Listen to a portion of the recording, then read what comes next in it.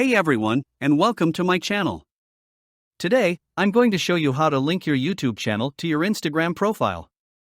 So, let's get started. To link to your YouTube channel to Instagram, open YouTube app on your mobile. Then, tap on your profile picture in the top right corner. From the menu, select your channel. Once you're in your channel, tap on the three dots in the top right corner.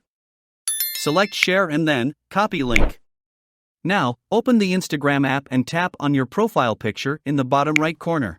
Once you're in your profile, tap on Edit Profile. Here, tap on Add Link option below to your bio. Then, select Add External Link. In the URL field, paste your YouTube channel link.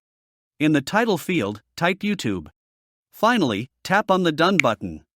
Once your YouTube channel is linked to your Instagram profile, your followers will be able to tap on the link in your bio to visit your YouTube channel. That's it.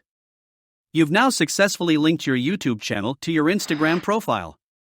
If you found this video helpful, don't forget to subscribe our channel for more useful tips and tricks.